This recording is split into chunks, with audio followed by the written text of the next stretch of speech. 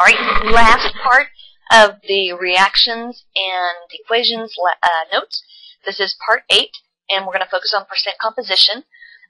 So C8C to Teeks calculate percent composition in empirical molecular formulas. It's just like finding out your test score. So when you say percent composition, it's kind of like what percent of the test did you get right?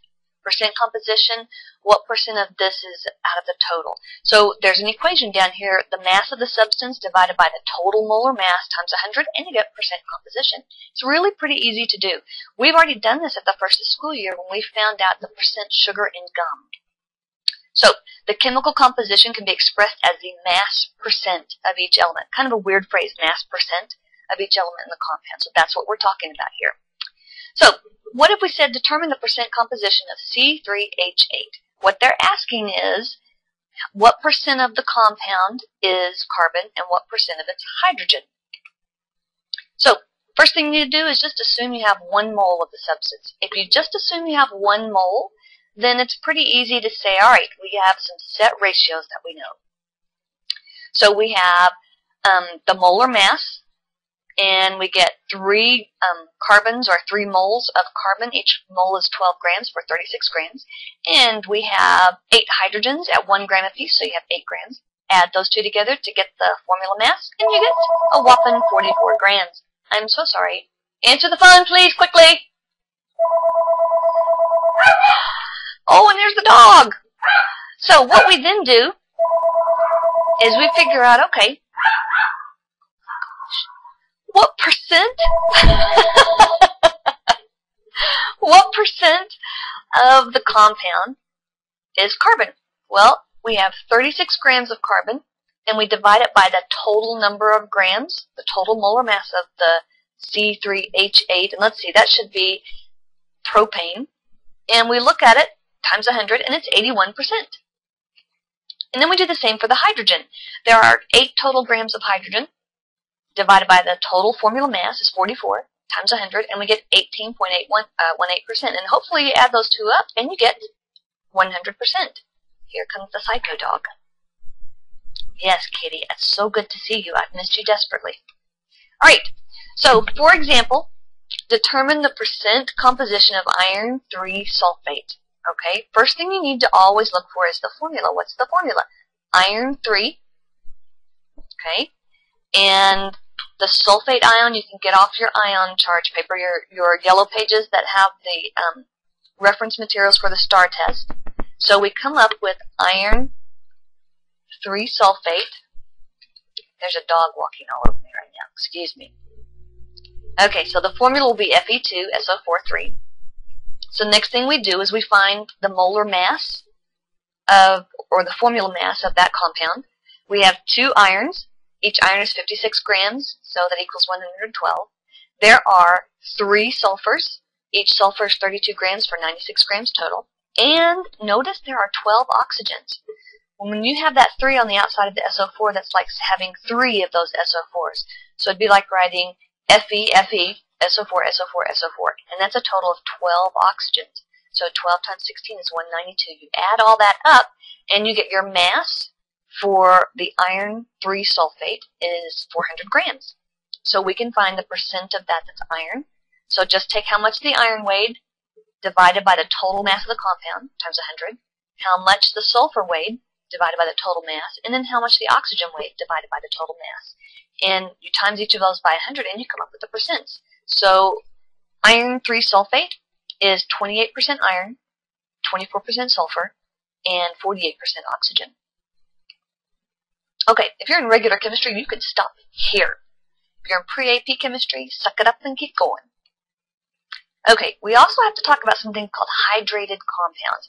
And when you see the formula for a hydrated compound, it usually has the formula written, and it'll say dot, like a multiplication dot, H2O, and it'll have some number H2O, like 3H2O or 2H2O. And we say it's hydrated because each little formula unit or molecule is always associated with a certain number of water molecules. It's kind of strange. So there's some specific number of water molecules that are present for each molecule of the compound. Okay, so for example, you have oxalic acid, which is kind of a weird one, COOH2.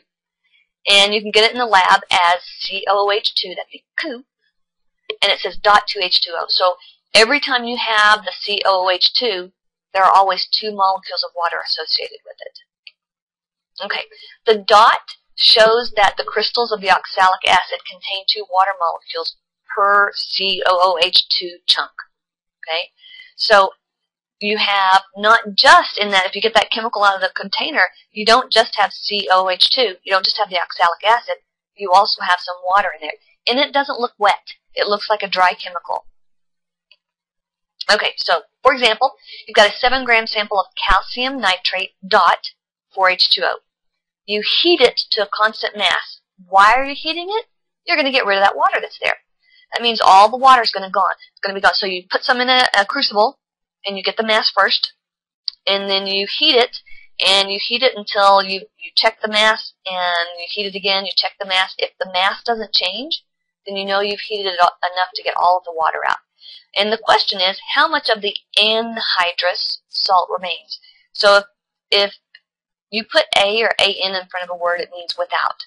So you've heated that sample so there's no more water. It's anhydrous. I want to know how much remains. All right, to solve the problem, you need to find the percent mass of the anhydrous salt without the water. Okay, I don't know what that S is there for.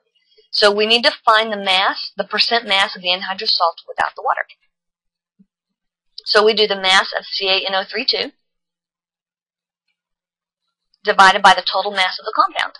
Yes? So we need to find out what percent normally, and this is just using the numbers from the periodic table, what percent of the mass should be this? Times 100, times 100, there we go. So 164 divided by 236, that's the total formula mass, times 100, and 69.49% of our original sample should have been just the anhydrous salt, just the CaNO3. Okay, so that's what we're looking for. So we have a 7-gram sample, and we heat it to a constant mass. How much anhydrous salt remains, right? So 69.49% of our 7-gram sample that we started with should be that CaNO3. Yeah, because we got rid of all the water. And that's how we find out. So if you have a 7-gram sample, then 69.49% of the 7-gram mass is the anhydrous salt. So get rid of the percent sign, move the decimal 2 places to the left, and you've got 0.6949. Don't round until you have to in your final answer. Times the 7 grams, and we get 4.9 grams. So of our original 7 grams, 4.9 grams should have been the anhydrous salt, the part without the water. That number that was right before the water, the H2O, is called the hydration number. So again, some molecules attach themselves to water molecules. This is done in set numbers. It's specific. It depends. You won't find just any number of water molecules. It's just like when we talk about NaCl, there's 1 Na for every 1 Cl. The same way when you're talking about the hydrated compounds, there's a set number of water molecules associated with them. It's just not just random. You can't just put any number in there at all. For example, magnesium sulfate always attaches to 7 water molecules. So the formula looks like MgSO4 dot H2O. And when you read it, it's kind of a strange looking name, but it's magnesium sulfate and then hepta 7, and the hydrate. Instead of just calling it water, you say hydrate. So magnesium sulfate heptahydrate. Right. A compound that's normally a hydrate and has lost its hydration water is said to be called anhydrous, or it's an anhydride. So if we have VaCl2 dot 2H2O, it's barium chloride dihydride, or dihydrate. And without the hydrogen, without the water, it's just called barium chloride, or you can say barium chloride anhydride. Now, in most cases, you're not going to memorize off the top of your head which ones are normally hydrides or anything like that. So typically, if you see it on your test paper, you can just call it barium chloride. Okay, so how do you find the hydration number? Okay, you can find the hydration number by heating the compound and measuring its mass loss.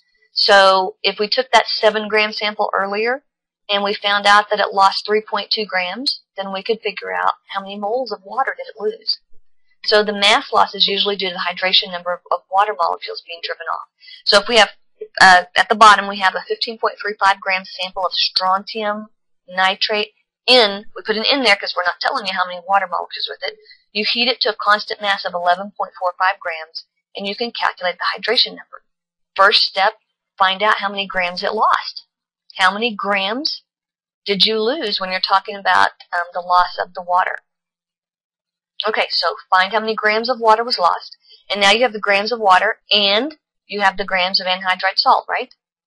You can't do much of anything with grams, so you always have to change grams to moles. So you change up both grams to moles and find out how many moles of each there are, and you just set up a mole ratio. Divide by the smallest number of moles of each, and that's going to tell you for every 1 mole of this, you have X number of moles of this other.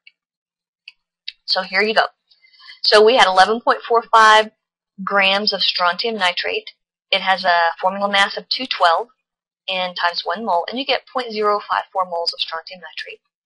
The water that we lost, we had 3.9 grams of water lost. We converted it to moles to get 0.217 moles. Divide by the smallest. So 0.054 moles divided by 0.054 moles, and then 0.217 moles divided by 0.054 moles. Okay? And so what you get is a 1 to 4 ratio. So for every 1 formula unit of that SrNO32, you have 4 H2Os. So you have your ratio there. So your formula, or the number of hydration, is 4. Strontium nitrate tetrahydrate. With a little box. Now you're done, and I am absolutely sure that you're going to have homework with this stuff.